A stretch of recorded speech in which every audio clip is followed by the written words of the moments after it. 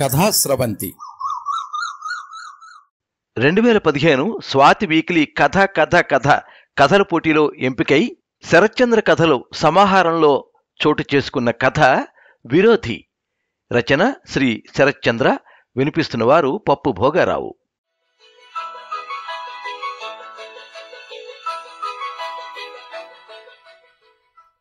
ఎందుకు మీరలా మాట్లాడి శత్రువుల్ని పెంచుకుంటారు? అంది సునంద. భార్య కళ్ళలోకి సూటిగా చూశాడు విశ్వనాథ్. ఎందుకు నువ్వు అలా అనుకుంటున్నావు? నిజం చెప్పడంలో తప్పేం కనిపించడం లేదు అన్నాడు. మీరు నిజం చెప్పినట్లేదు, సంబంధం తప్పేస్తున్నట్టుగా ఉంది అంది సునంద ఈసడింపుగా. నీకలా అనిపించడం నా తప్పు కాదు. మీ చెల్లాయికి విభీషణరావు సరైన జోడీ కాదు. వాణ్ణి 2-3 సార్లు బార్లో చూశాను చెప్పాడు. బార్కి వెళ్ళడం మీకు తప్పు కాదా? అంది సునంద కోపంగా. నేను వెళ్ళేది తాగడానికి కాదు, తాపించడానికి. మా బాస్కి తోడుగా వెళ్తాను. అక్కడ నేను కేవలం కూల్ డ్రింక్ మాత్రమే తీసుకుంటా చెప్పాడు విశ్వనాథ్. ఎవరి తప్పు వాళ్ళకి కనిపించదు. విభీషణ్ రియల్ ఎస్టేట్ వ్యాపారంలో లక్షలు గడించాడు. అతన్ని చేసుకుంటే మా చెల్లి సుఖపడుతుంది. మీరు వేళ్ళు కాళ్ళు పెట్టకండి. మా నాన్నకు మీ మాట మీద గురెక్కువ. అమ్మ ఒకటే నన్ను సతాయిస్తుంది. మీ ఆయన్ని కాస్త నోరు సంభాళించుకోమని చెప్పవే అని అంది సునంద. మరదలంటే బిడ్డతో సమానం. నా బిడ్డకు నేను ఇలాంటి సంబంధం చేయను. అసలు రియల్ ఎస్టేట్ వ్యాపారం చెయ్యను. ఏదైనా ఆఫీసులో గుమస్తగిరి చేసేవాడినో టీచర్నో చేసేవాణ్ణి చెప్పాడు. ఏం సత్యకాలపు మనిషండి బాబు. డబ్బు లేకపోతే ఏం చేయగలం? అందరూ మీలా మడిగట్టుకుని కూర్చుంటే భార్యల కోరికలు తీరేదెలా? మా చెల్లినన్నా సుఖపడినీయండి. నాన్నకు ఎలాగోలా సర్ది చెప్పండి అంది సునంద డెస్పరేట్గా. చెప్పను అని ఓ చూపు విసిరి ఆఫీసుకు బయలుదేరాడు. భర్త డ్యూటీకి వెళ్ళాక తండ్రికి ఫోన్ చేసింది సునంద. చెప్పమ్మా అన్నాడు ఆనందరావు. చెల్లికి విభీషణ్ సంబంధం ఫిక్స్ చేయండి నాన్న అంది. అదేంటమ్మాయి, అల్లుడు గారు అతని కాంట్రాక్ట్ సర్టిఫికెట్ ఇవ్వలేదు కదా అన్నాడు ఆనందరావు. రిటైర్ అయి 3 ఏళ్ళు అయింది నాన్న. ఇంకా స్కూల్లో హెడ్ మాస్టర్ అనుకుంటున్నారా మీరు? మీదో చేదస్తాం. ఆయన గారు కూడా బార్కు వెళ్తున్నారు కదా. నేనేమైనా మీకు కంప్లైంట్ చేశానా అంది సునంద. అబ్బాయి డ్యూటీలో భాగంగానే పోతున్నానని చెప్పాడమ్మాయి. కానీ విభీషణ్ అలా కాదు కదా. మందు కొట్టి పడిపోతే బార్లో వాళ్ళు ఇంటికి చేర్చారట కదా ఆరాగా అడిగాడు ఆనందరావు. సునందకి చిర్రెత్తుకొచ్చింది. మీ అల్లుడు గారికి బార్తో ఎలాంటి బంధమో విభీషణకు కూడా అలాంటి బంధమే. కస్టమర్లతో రిలేషన్స్ మెయింటైన్ చేసే క్రమంలో బార్కి వెళ్తూ ఉంటాడు. కన్విన్స్ చేయాలని శతవిధాల ప్రయత్నం చేసింది సునంద. నువ్వెన్నైనా చెప్పమ్మాయి, అల్లుడు గారు ఓకే అంటేనే మ్యాచ్ ఫైనల్ చేస్తా చెప్పాడు ఆనందరావు. మీ చేదస్తంతో దాని గొంతు మీద కాలేస్తున్నారు. ఫోన్ కట్ చేసింది. విభీషణ్ తన ఫ్రెండ్ అన్నపూర్ణ పిన్ని కొడుకు. అన్నపూర్ణ చెప్పిన డీటెయిల్స్ని బట్టి చూస్తే విభీషణ్ వర్కాలిక్. తన చెల్లి సుహాసినికి మంచి మ్యాచ్.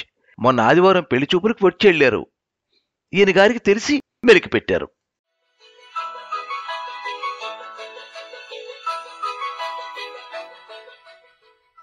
మనకి ఆ డీల్ వద్దు సార్ చెప్పాడు విశ్వనాథ్. ఆర్ యు మ్యాడ్ అరిచాడు ప్రమోద్. మీరెలా అనుకున్నా పర్వాలేదు సార్. ఆ వీరభద్రం మోస్ట్ మ్యానిపులేటెడ్ పర్సన్. వాడు నిక్కర్లు వేసుకున్నప్పటి నుంచి నాకు తెలుసు. మంత్రికి అమ్మాయిలను తార్చి ఫ్లైఓవర్ నిర్మాణం కాంట్రాక్ట్ పెట్టాడు. దాన్ని మనకు అప్పగిస్తే నాసిరకంగా నిర్మాణం చేయమంటారు. రేపది కూలిపోతే మనకు అప్రతిష్టతో పాటు ప్రాణనష్టం జరిగే ప్రమాదం కూడా ఉంది చెప్పాడు విశ్వనాథ్. వాడికి ఏం కావాలో అలా చేద్దాం. మనకు పోయేదేముంది? మన బిల్స్ మనకు వస్తాయి కదా అన్నాడు ప్రమోద్. వికటిస్తే సమస్యలు కూడా వస్తాయి సార్ అన్నాడు విశ్వనాథ్. పంచ్ డైలాగులు కాదు. ఆ ఫ్లైఓవర్లో సబ్ కాంట్రాక్ట్ ఎలా పట్టాలో చూడు. నీకు బాగా తెలుసుంటున్నావు కదా. ఒకసారి అతడితో సిట్టింగ్ వేసి చూడు చెప్పాడు. మీకు చెడ్డ పేరు వచ్చే పని నేను చేయలేను సార్ చెప్పాడు విశ్వనాథ్. ప్రమోద్కి కోపం ఎగదన్నకొచ్చింది. సర్లే వెళ్ళు. 12 అంతస్తులకు కూడా జీహెచ్ఎంసీ పర్మిషన్ ఇస్తుందట. 2-3 వెంచర్లు రెడీ చేయి చెప్పాడు కోపంగా. విశ్వనాథ్ నోరు తెరిచి ఏదో చెప్పేలోపు బాస్ ముఖం చూసి ఆగిపోయాడు. 2 ఏళ్లలో 2 పరిణామాలు జరిగాయి. విభీషణ్ ల్యాండ్ చీటింగ్ కేసులో ఇరుక్కుని జైలుపాలయ్యాడు. అసలు ఆస్తుల్ని కోర్టు సీజ్ చేసింది. విశ్వనాథ్ ఏమంటావ్ అన్నట్టు చూశాడు భార్య వంక. చాలా థ్యాంక్స్ అండి, మా సుహాసిని జీవితం కాపాడారు అంది కృతజ్ఞతాపూరిత స్వరంతో. అదే రోజు ఆఫీస్కి వచ్చాక విశ్వనాథ్ని కావిలించుకున్నాడు ప్రమోద్.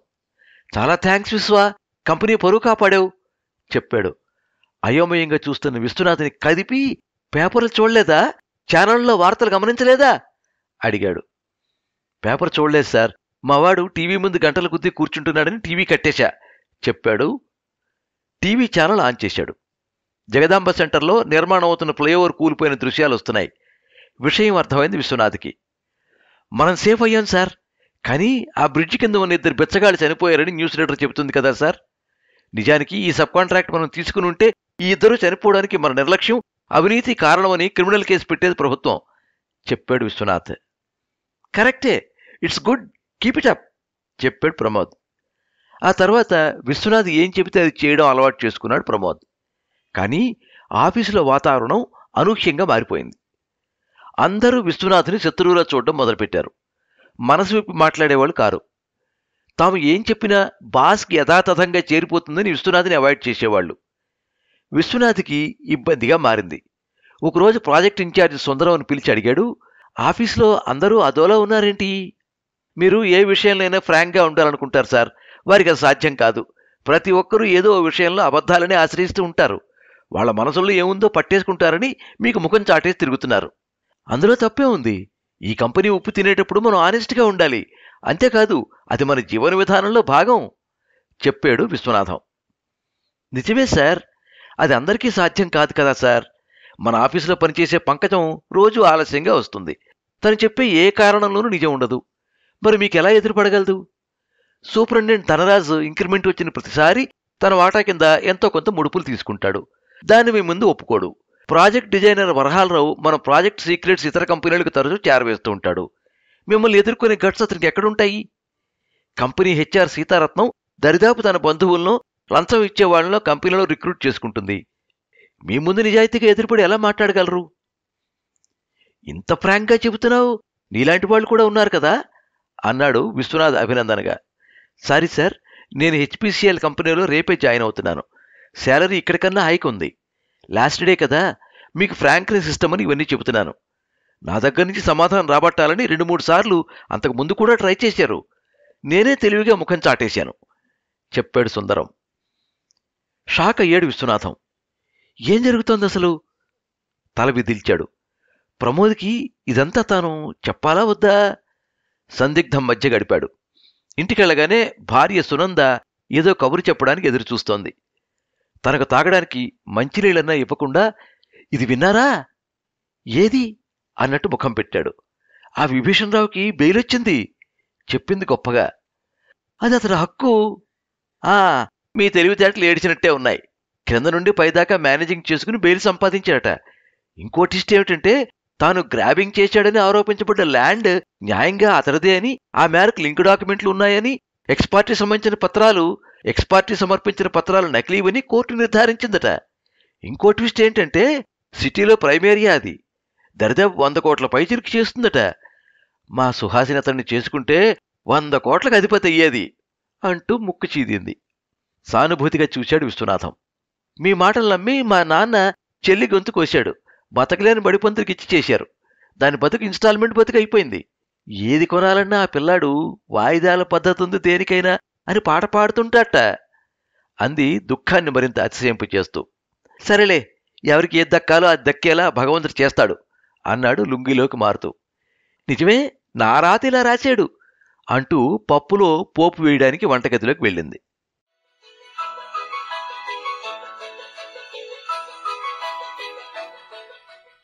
నీ మాట విని చాలా తప్పు చేశాను విశ్వనాథం. ఆ వీరభద్రానికి మరో 2 ఫ్లైఓవర్ల నిర్మాణానికి అనుమతి లభించింది తెలుసా చెప్పాడు ప్రమోద్. ఎలా సార్ విస్తుపోతూ అడిగాడు విశ్వనాథం. ఏమంటే, ఆ బ్రిడ్జి కూలిపోవడానికి కారణం నాసిరకం నిర్మాణం కారణం కాదు. అక్కడ నేలే లోపభూయిష్టమైంది. దాన్ని సరిగ్గా అంచనా వేయడంలో జియాలజిస్టు, సాయిల్ ఎక్స్పర్ట్సే తప్పు చేశారని 2 అధికారుల్ని సీఎం సస్పెండ్ చేశారట. ఏతావాత తేలింది ఏందంటే, ఆ 2 అధికారుల్ని పిలిచి రిటైర్ అయ్యే వరకు ఎంత సంపాదిస్తారో అంత డబ్బును వీరభద్రంతో ఇప్పించారట చెప్పాడు ప్రమోద్. విశ్వనాథ్ ముఖంలో నెత్తురు చుక్కలేదు. ఓ గాడ్ అన్నాడు అప్రయత్నంగా. వెంటనే ఏం మాట్లాడలేదు. సూర్యుడు అపసవ్య దిశలో తిరుగుతున్నట్లు అనిపించింది. మెల్లిగా స్వరం కదిపాడు. సార్, లాభనష్టాల గురించి కన్నా విలువల గురించే నేను ఎక్కువ ఆలోచిస్తాను సార్. ఎవరికైనా నిజాయితీగా నేను సలహా ఇస్తా. అది రుచించకపోతే నేను చేయగలిగింది ఏమీ లేదు. మీకు నా పట్ల గౌరవం పోయాక ఇక్కడ ఉండడం అనవసరం. ఈ జాబ్కి రిజైన్ చేసి వెళ్తున్నా సార్ చెప్పాడు విశ్వనాథం. ప్రమోద్ క్షణకాలం అవాక్కయ్యాడు. నేను క్యాజువల్గా చెప్పాను విశ్వనాథం అంటూ ఉండగా విశ్వనాథ్ ఆఫీసు నుంచి బయటపడ్డాడు.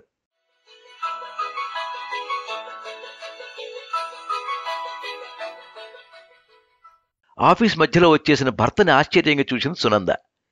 ఏంటి, హెల్త్ బాగోలేదా? హెల్త్ బాగుంది, మనసే బాగోలేదు. సర్లేండి, విషయం నిదానంగానే చెప్పండి అంటూ వేడివేడి టీ తీసుకొచ్చి భర్తకిచ్చి టీ తాగి రెస్ట్ తీసుకోండి చెప్పింది. టీ తాగాక నడుం వాల్చాడు విశ్వనాథం. ఆలోచనలు పరిపరి విధాలు పోతున్నాయి. తాను తప్పుడు నిర్ణయం తీసుకున్నాడా? జాబ్ రిజైన్ చేసి వచ్చానంటే సునంద ఏమనుకుంటుంది? ఆలోచనలతో బుర్ర వేడెక్కిపోయింది. వెంటనే జాబ్ దొరికే అవకాశం కూడా లేదు. సేవింగ్స్ అన్నీ ఖర్చు చేస్తే 6 నెలలకు మించి ఇల్లు గడవదు. అతడు ఆలోచనలో ఉండగానే సునంద అతన్ని లాలనగా అడిగింది. చెప్పకుండా ఉండలేక చెప్పేశాడు. ఎంత పని చేశారు? ఇంత పనికిమాలిన పని ఎలా చేశారు? అడిగింది విరుచుకుపడుతూ. విశ్వనాథ్ వెంటనే సమాధానం చెప్పలేకపోయాడు. మీ చెత్త సలహాలన్నీ వికటించడమే కదా అని దెప్పుతూ మళ్ళీ ఏమనుకుందో ఏమో. సర్లే, మీలాంటి సిన్సియర్ వర్కర్కి ఏదో కంపెనీలో జాబ్ దొరకపోతుందా అంది. 2 నెలలు గడిచాయి. సునంద గొణగడం మొదలైంది. ఇంటి ఈఎంఐలు, నెలకు పిల్లల ఫీజులకు బ్యాంకు బ్యాలెన్స్ కరిగిపోవడం మొదలైంది. మీ ఆత్మాభిమానం తీసి గట్టును పడేసి పాత బాస్ దగ్గరికి వెళ్ళండి సలహా ఇచ్చింది. నేను ఆ పని చేయలేను. ఒకసారి కాదు అని బయటకు వచ్చాక తిరిగి వెళ్లడం నా ఆత్మాభిమానానికి సంబంధించిన విషయం ఖండితంగా చెప్పాడు. మీ ఆత్మాభిమానం దొంగలతో అలా లేనిపోని భేషజాలెందుకు? సునంద స్వరంలో నిర్లక్ష్యం. వారం తర్వాత ఒక ఆఫర్ తెచ్చింది. అన్నపూర్ణ మహాతల్లి నా కన్నీళ్లు ఆలకించింది అంది సునంద. ఈ పేరుతో ఉన్న దేవత ఎవరా అని క్షణకాలం ఆలోచించాడు. తర్వాత అది తన ఫ్రెండ్దేనని అర్థమైంది. అంతవరం ఏమిచ్చింది అడిగాడు. ఈ సమయంలో అది ఇచ్చింది వరం కాక ఇంకేమవుతుంది? విభీషణరావు దగ్గర అకౌంటెంట్ పోస్ట్ ఖాళీ అయిందట, వెళ్ళి చేరండి. భార్య వైపు ఈసడింపుగా చూచాడు విశ్వనాథం. అతడి దగ్గర నేను జాబ్ చేయడమా అన్నాడు తృణీకారంగా. ఇప్పుడు అతడి రేంజ్ ఏ స్థాయికి పెరిగిందో ఒకసారి అతడు రియల్ ఎస్టేట్ కంపెనీకి వెళ్ళి చూసిరండి అంది. అవసరం లేదు అంతే స్థిరంగా చెప్పాడు విశ్వనాథం. తన స్థాయికి చదువుకి తగ్గ ఉద్యోగం కోసం అన్వేషణ మొదలుపెట్టాడు. మరో 6 నెలలు గడిచాయి. ఈఎంఐ కట్టకపోవడంతో బ్యాంకు వాళ్ళు ఇంటిని స్వాధీనం చేసుకున్నారు. కారు కూడా పోయింది. సునంద రుసరుస మరింత పెరిగింది. భర్తని మార్చడం తన వల్ల కాదని పుట్టింటికి వెళ్ళిపోయింది. ఎంత ప్రతిమాలినా తను రాలేదు. విశ్వనాథ్ కొడుకు అనిరుద్ధ్ 7వ తరగతి చదువుతున్నాడు. తండ్రి అంటే వాడికి ప్రాణం. డాడీ దగ్గరికి వెళ్ళిపోదాం మమ్మీ మారం చేశాడు. కొడుక్కు 2 తగిలించి నువ్వు వెళ్తే వెళ్ళు, నేను మాత్రం రాను తెగేసి చెప్పింది. ఒకరోజు అత్తారింటికి వచ్చాడు. సునంద అతన్ని చూసి ముఖం తిప్పుకుంది. నాన్నా అంటూ అనిరుద్ధ్ దగ్గరకొచ్చాడు. నన్ను మమ్మీని ఎప్పుడు తీసుకెళ్తారు నాన్నా అడిగాడు దిగాలుగా. 1-2 రోజుల్లో తీసుకెళ్తాను కన్నా చెప్పాడు. ఆ పసి హృదయాన్ని ఎందుకు బాధపడతావు సునందా అన్నాడు అనునయంగా. మీ పెంపకం ఆ గాంధీ సిద్ధాంతాలు వాడికి అక్కర్లేదు, బతుకు సిద్ధాంతం తెలిస్తే చాలు అంది ఈసడింపుగా. మరోసారి అవాక్కయ్యాడు. దీనంగా చూస్తున్న కొడుకు వంక చూసి నువ్విక్కడే ఉండు నాన్న, నేనే వచ్చిపోతూ ఉంటాను చెప్పాడు. నిరాశగా తండ్రి వెంక చూశాడు అనిరుద్ధ్. విశ్వనాథ్ వెళ్ళిన తర్వాత కూతుర్ని కేకలేశాడు ఆనందరావు. ఏంటి నీ ధోరణి అన్నాడు. నా ధోరణి బాగానే ఉంది నాన్న, ఆయన తీరే బాగోలేదు. మీరులా ఆయన సపోర్ట్ చేస్తూ వస్తే నేను ఏదో ఉద్యోగం చూసుకుని నా దారినే వెళ్తాను. నా బిడ్డ నాకేం బరువు కాదు, చేతస్థ మనిషి అంది. ఆ తర్వాత 2-3 సార్లు కొడుకుని చూసుకోవడానికి వెళ్ళాడు విశ్వనాథ్. రావద్దని ఖండితంగా చెప్పింది. వర్రీ కాకు సునందా, నేను సొంతంగా వ్యాపారం మొదలుపెట్టాలనుకుంటున్నాను. పరిస్థితులు త్వరలో చక్కబడతాయి ధైర్యం చెప్పాడు. చక్కబడ్డాకే ఇంటి గడప తొక్కండి, లేకపోతే నేను ఈ గడప కూడా దాటుతాను హెచ్చరించింది. అదిరిపడ్డాడు విశ్వనాథ్. చెప్పినట్టుగానే వారం తర్వాత ఇంటికొచ్చిన భర్తను వాకిట్లోనే నిరోధించింది. మాట్లాడేదేమీ లేక చెప్పేది ఏమీ లేక అట్నించటే వెనుతిరిగాడు. ఆ రోజు తండ్రి కూతుళ్లకు పెద్ద గొడవే జరిగింది. నా అల్లుడిని ఇంటికి రావద్దని హక్కు నీకెక్కడిదే? అంతగా చెప్పాల్సి వస్తే నీకే చెబుతున్నా, భర్త ఎక్కడుంటే అక్కడే ఆడదాని ప్రపంచం. వెళ్తే ఆ పిల్లాడి దగ్గరికి వెళ్ళు, లేకపోతే ఇంకో ఇంటిని అద్దెకి తీసుకుని ఉండు చెప్పాడు ఖండితంగా. సునంద హృదయం గాయపడింది. ఆ రోజు రాత్రి చెప్పా పెట్టకుండా సూట్ కేసు తీసుకుని వెళ్ళిపోయింది. అందరూ షాక్ అయ్యారు. తలో దిక్కునే వెళ్లి వెతికినా సునంద జాడ తెలియలేదు.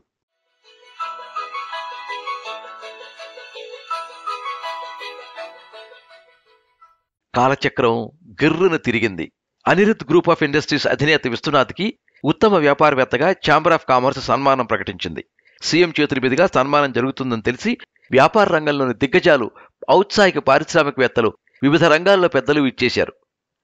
విశ్వనాథ్ వ్యాపార పాఠవాన్ని వినడమే తప్ప ఎవరూ అతడు నేరుగా చూసింది లేదు. విశ్వనాథ్కి సీఎం చేతుల మీదుగా సన్మానం అందిన తర్వాత స్వరం కదిపాడు. సభ అతడి మాటల కోసం ఆసక్తిగా గమనిస్తోంది. నేను ఈ స్థాయికి రావడానికి కారణం నా భార్య సునంద. తనంటే నాకిష్టం. తనకి డబ్బంటే ఇష్టం. ఆమెను సంతోషపెట్టడానికే నేను నా వ్యక్తిత్వానికి విరుద్ధంగా ఈ వ్యాపార సామ్రాజ్యాన్ని విస్తరించాను. ఇప్పుడు తను నా దగ్గర లేదు. ఏదో ఒకరోజు తిరిగి నా దగ్గరికి వస్తుందని ఎదురుచూస్తున్నాను. మాట్లాడడం ఆపాడు. సభంతా సూదివేస్తే వినపడేంత నిశ్శబ్దంగా మారిపోయింది. నా ఆత్మను ఆవిష్కరించుకోవడానికి ఇదొక గొప్ప అవకాశంగా భావిస్తున్నాను. ఇంతకన్నా పెద్ద వేదిక నాకు దొరుకుతుందని నేను అనుకోవడం లేదు. వేదికపైనున్న ముఖ్య అతిథి మన రాష్ట్ర సీఎం గారిని క్షమాపణలు వేడుకుంటూ నా మనసులోని భావాలు పంచుకునే అవకాశం ఇవ్వాలని కోరుతున్నాను అని సీఎం వైపు విజ్ఞాపనపూర్వకంగా చూశాడు. సీఎం ఇబ్బందిగా కదులుతూ సభా మర్యాద కోసం ఓకే ప్రొసీడ్ అన్నట్టు చూశాడు. విశ్వనాథ్ మళ్లీ స్వరం కదిపాడు. ఛాంబర్ ఆఫ్ కామర్స్ వరుసగా 3వసారి నన్ను బెస్ట్ బిజినెస్ మెన్గా ఎంపిక చేసింది. ముందు 2 సార్లు సభలకు, సన్మానానికి అంగీకరించలేదు. ఇది నన్ను నేను ఆవిష్కరించుకునే అవకాశంగా భావించి అంగీకరించాను.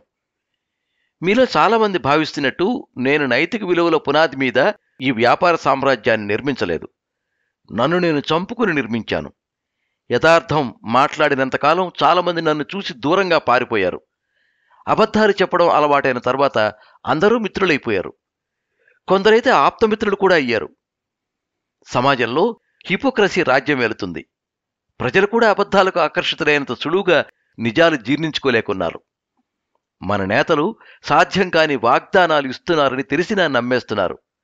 ఆ తర్వాత భంగపడుతున్నారు అని ఒక్క క్షణం సీఎం ముఖంలోకి చూశాడు విశ్వనాథ్. సీఎం ముఖంలో మిశ్రమ స్పందన కనిపించింది. ఒక రాష్ట్రాధినేత ఉన్న ఈ వేదికను కాంట్రవర్సీ చేయడం నా ఉద్దేశం కాదు. మన చుట్టూ ఏం జరుగుతోందో సింహావలోకనం చేసుకోవడమే నా ప్రసంగ లక్ష్యం అని మళ్లీ తన భావాల పరంపరను కొనసాగించాడు. ఊకదంపుడు ఉపన్యాసాలకు, వాగ్దానాలకు ఓటర్లు తమ మద్దతు తెలుపుతున్నారు. వెరసి దరిమిలా భంగపడుతున్నారు. యువత ఆలోచనలు కూడా అపసవ్యంగానే సాగుతున్నాయి. అబద్ధాలు చెప్పే అబ్బాయిల్ని అమ్మాయిలు ఇష్టపడుతున్నారు. అబ్బాయిలు కూడా పైపై మెరుగులకు ఆకర్షితులవుతున్నారు తప్ప ఆత్మ సౌందర్యాన్ని చూడలేకపోతున్నారు. తల్లిదండ్రులు కూడా పిల్లలను ఆకర్షించడానికి నువ్వు మార్కులు సాధిస్తే ఫలానా గిఫ్ట్ ఇస్తామని ఆశపెడుతున్నారు. ప్రలోభాలకు బీజం వేస్తున్నారు. కొండకచో అబద్ధాలను కూడా ఆశ్రయిస్తున్నారు. ఇదంతా ఏంటి? దీన్నేమనాలి? నిజానికి ఉన్న బలం అబద్ధానికి లేదు. అందుకే సత్యం సుందరం అన్నారు. ఒకసారి మనం చెప్పేది అబద్ధమని తేలాక మనతో బంధం బీటలు వారడం మొదలవుతుంది. మన వాగ్దానాలు శుష్క వాగ్దానాలు అని తెలిసాక విశ్వాసం సన్నగిల్లుతుంది. పైపై మెరుగులు అంతరించిపోతే మిగిలేది ఆత్మసౌందర్యమే. ఆ సౌందర్యమే మనుషుల్ని కట్టిపడేస్తూ ఉంటుంది. తల్లిదండ్రుల త్యాగం బిడ్డల్ని కదిలిస్తుంది. బిడ్డల మీదున్న ప్రేమ ఒక్కోసారి తల్లిదండ్రుల్ని అంధుల్ని చేస్తుంది. బంధాలన్నీ ఆర్థికమైనప్పుడు అంతకన్నా విషాదం మరొకటి లేదు. నా భార్య కోసమే బిజినెస్ అవతారం ఎత్తాను. నన్ను బెస్ట్ బిజినెస్ మెన్ అని సంబోధిస్తున్నారు. కానీ నేను నిజానికి బెస్ట్ మ్యానిపులేటర్ని. నష్టాల్లో ఉన్న కంపెనీలను నా మాటల గారెడితో మభ్యపెట్టి దరిమిలో టేక్ ఓవర్ చేసి లోన్లు తెచ్చుకోవడం, భూమి యజమానులను ఒప్పించి బ్యాంకర్లకు బ్రైబు అలవాటు చేసి కోట్ల కొద్దీ లోన్లు తీసుకున్నాను. ఆ డబ్బుతో వ్యాపార సామ్రాజ్యాన్ని విస్తరించుకుంటూ వెళ్ళాను. కానీ నా అంతరాత్మను సంతృప్తిపరుచుకోవడానికి కొండకొచ్చో క్వాలిటీకి ప్రాధాన్యత ఇచ్చాను. దాంతో నా ఉత్పత్తులు మార్కెట్లో విశ్వసనీయతకు అద్దంలా నిలిచాయి. మనిషిని సక్సెస్ రూపంలో చూడడం సమాజానికి అలవాటైపోయింది. అందుకే నా లోపాలు చర్చకు దూరంగా నిలిచిపోయాయి. ఏతావాత నేను చెప్పదలుచుకుంది ఒక్కటే: ఎవరు ఎలా బ్రతకాలని కోరుకుంటారో వాళ్ళని అలాగే బ్రతకనియండి. వారి వ్యక్తిత్వాన్ని కలుషితం చేయొద్దు. నిజాలు చెప్పే నన్ను ఈ లోకం ద్వేషించినా పర్వాలేదు. నన్ను నిజాలనే చెప్పనివ్వండి. మీ అవసరాల కోసం, మానసిక సాంత్వన కోసం అబద్ధాలను ఆశ్రయించేలా చేయకండి. సత్యం మాట్లాడడం ఆపాల్సింది అబద్ధం ఔషధంగా మారాల్సిన సమయంలో మాత్రమే. ఇంకో గంటలో చనిపోయే పేషెంట్కి నీకేం కాదు అని చెప్పడం డాక్టర్ వృత్తిలో భాగం. దాన్ని మనం అబద్ధంగా చూడకూడదు. మీకు తెలిసిన కథనే మరోసారి గుర్తు చేస్తాను. సత్యనిష్టలో ఉన్న మునీశ్వరుడి ఆశ్రమంలోకి మాన ప్రాణ భయంతో వచ్చిన యువతిని దుండగుల బారి నుంచి రక్షించడం కోసం తన వ్రతాన్ని భగ్నం చేసుకున్నాడు మునీశ్వరుడు. ఇది ఆపద కాలంలో ఆశ్రయించిన అబద్ధం. దీన్ని మనం అర్థం చేసుకోవాలి. కానీ ఇప్పుడు జరుగుతున్నదేంటి? అబద్ధాలు ఆడడమే జీవన విధానంగా మారిపోయింది. నా జీవితంలో తారసపడ్డ 2 వ్యక్తులు ఇప్పుడు జైల్లో ఉన్నారు. అందులో ఒకరు నా మాజీ బాస్ ప్రమోద్. అత్యాశతో అతను తీసుకున్న ఓ ఫ్లైఓవర్ కాంట్రాక్ట్ అతన్ని జైలు పాలు చేసింది. 2, నా భార్య ఎంతో నమ్మిన విభీషణ్ రావు. కింది కోర్టులో ఓడిపోయినా హైకోర్టులో గెలిచిన అతని ప్రత్యర్థి దెబ్బకు అతని శంకరగిరి మాన్యాలు పట్టక తప్పలేదు. అతనికి సహకరించిన ప్రభుత్వ సిబ్బంది కూడా కటకటాల పాలయ్యారు. ఓడలు బండ్లు, బండ్లు ఓడలవుతూ ఉంటాయి. ఈ ధనదాహం చాలా భయంకరమైనది. మనుషులు నిలువునా కూలుస్తుంది, బంధాలను విచ్ఛిన్నం చేస్తుంది. అందుకే రాష్ట్ర సీఎం సమక్షంలో నేను ఒక నిర్ణయానికి వచ్చి ప్రకటిస్తున్నాను. నేను సంపాదించిన యావదాస్తిని నా భార్య బిడ్డల పరం చేస్తున్నాను. 25 ఏళ్లుగా దూరంగా ఉన్న నా భార్య ఈ వార్త ఏ టీవీ ఛానళ్లలోనో రేపు వార్తాపత్రికల్లోనో చూస్తుంది. తను వచ్చి ఈ ఆస్తి దక్కించుకోవచ్చు. నా కొడుకు కూడా ప్రయోజకుడే ఉండొచ్చు. వాడి ఆస్తిని అజమాయిషీ చేయగలడు. వారు రాకపోతే 10,000 కోట్ల విలువైన నా ఆస్తిని మదర్ తెరిసా చారిటీ సంస్థలకు ఇవ్వవలసిందిగా సీఎం గారిని అభ్యర్థిస్తున్నాను. అందుకు 4 రోజుల గడువు నా కుటుంబానికి విధిస్తున్నా. ప్రభుత్వం ఆ మేరకు చొరవ తీసుకోవాలని కోరుతున్నాను. ఎవరినైనా నా మాటలు బాధించి ఉంటే మన్నించాలి. సీఎం గారు, ఇతర పెద్దలు కూడా నన్ను మన్నించాలి. నాది వానప్రస్థం దశ. నా యవ్వనమంతా జీవన సంఘర్షణకు, ఆస్తుల సముపార్జనకు సరిపోయింది. మిగిలిన నా శేష జీవితాన్ని గడపడానికి రామకృష్ణ పరమహంస ఆశ్రమానికి వెళుతున్నాను. అబద్ధాలను ముఖానికి పులుముకుని జీవించలేను. విశ్వనాథ్ ఉపన్యాసంతో ఆడిటోరియం చప్పట్లతో మారుమోగిపోయింది. సీఎం అతడిలోని మనిషిని దర్శించి హత్తుకున్నాడు. విశ్వనాథ్ ఊహించినట్టుగానే ఒక కుగ్రామంలో అంగన్వాడీ టీచర్గా బతుకుతున్న సునందను ఈ మాటలు తాకాయి. ఆమె కళ్ళలో ఆనందం, దుఃఖం ఏకకాలంలో కలిగింది. మీడియాలో చర్చలు మొదలయ్యాయి. సునంద వస్తుందా? ఆస్తి చేజెక్కించుకుంటుందా లేదా? విశ్వనాథ్ ఆస్తులు మదర్ తెరిసా ఆశ్రమానికి చేరుకుంటాయా? ఆసక్తిదాయకమైన చర్చ పుంఖానుపుంఖాలుగా సాగింది. విశ్వనాథ్ ప్రకటించిన 4 రోజుల వ్యవధి పూర్తయింది. ప్రభుత్వం విశ్వనాథ్ కోరిక మేరకు బదలాయించడానికి రంగం సిద్ధం చేసింది. తుది ఘట్టం కూడా పూర్తయింది. అప్పుడు చేసింది సునంద భర్తకు ఫోన్. అపరిచిత నంబర్ని లిఫ్ట్ చేశాడు విశ్వనాథ్. నేను మీ సునందని అంది. ఆస్తి అంతా వెళ్ళిపోయింది కదా సునందా అన్నాడు బాధగా. మీరిచ్చిన అసలైన ఆస్తి మీ బిడ్డ అనిరుద్ధ్. వాడి పేరుతో పరిశ్రమను స్థాపించి ఎవరికీ అందనంత ఎత్తుకు ఎదిగారని తెలుసు. నేను మీ దగ్గరికి వచ్చేయడానికి ఎప్పుడో సిద్ధమయ్యాను. కానీ వాడు మీ నోట్లోంచి ఊడిపడ్డాడు కదా. నాన్న విలువలు వదులుకుని సంపాదించిన డబ్బుతో నేను చదువుకోదలుచుకోలేదమ్మా. నాన్న సంపాదన కావాలనుకుంటే నువ్వే వెళ్ళు, నేను రాను అని తెగేసి చెప్పాడు. కడుపు తీపి నా కాళ్ళను కట్టిపడేసింది. ఇప్పుడు వాడు ప్రయోజకుడయ్యాడు. యూపీఎస్సీ నిర్వహించే ఇంజనీరింగ్ సర్వీస్ పరీక్షలో ఉత్తీర్ణుడై కేంద్ర ప్రభుత్వ సర్వీసులో చేరాడు. రేపే నేను మీ కొడుకు మీ దగ్గరకు వస్తున్నాం. వాడిది అచ్చు మీ మనస్తత్వమే. నాన్న ఆస్తి చారిటీకి చేరిన తర్వాతే వెళ్దాం మమ్మీ అని ఆపాడు. నాకిప్పుడు ఏ ఆశలు లేవు, మీతో శేష జీవితం పంచుకోవాలన్న ఆశ తప్ప చెప్పింది సునంద. విశ్వనాథ్ నోటి వెంట మాట రాలేదు. కళ్ళలో సన్నటి తడి. ఆయన కళ్ల ముందు తన మామ సుందరం ఫోటో ఉంది. తన మామయ్యకు తన సునంద ఉనికి తెలుసు, కానీ ఆయన తుది శ్వాస వరకు ఆ విషయం చెప్పలేదు. మరణశయ్యపైన తన మామ సుందరం మాట్లాడిన మాటలు అతడి చెవుల్లో ప్రతిధ్వనించాయి. నాయనా, నువ్వు విలువలు పతనం చేసుకుని సంపాదించిన డబ్బుతో నా కూతురు మనవడు బ్రతకూడదనే నాకు వారు ఎక్కడున్నారో తెలిసినా చెప్పలేదు. నిజాయితీకి నిలువుటద్దంలా కనిపించిన ఆ శిష్యుడు విశ్వనాథాన్ని మెచ్చే నా కూతుర్నిచ్చి చేశాను. మళ్లీ మామూలు విశ్వనాథంగా మారుతావని ఆశిస్తూ కళ్ళు మూస్తున్నాను. ఏదో ఒకరోజు నా కూతురిలో కూడా మార్పు సంభవించి నీ దరికి చేరుతుందనే ఆశతోనే వెళుతున్నాను.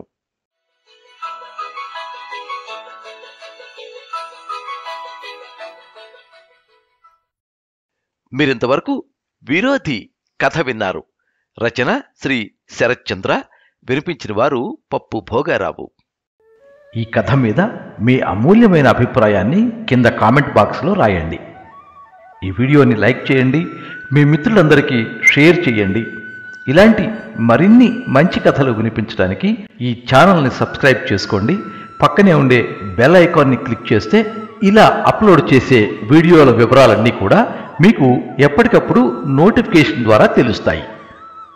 ఎప్పుడు మీ అభిమానాన్ని కోరుకునే పప్పు భోగారావు. సర్వే జనాః సుఖినో భవంతు. కథా స్రవంతి.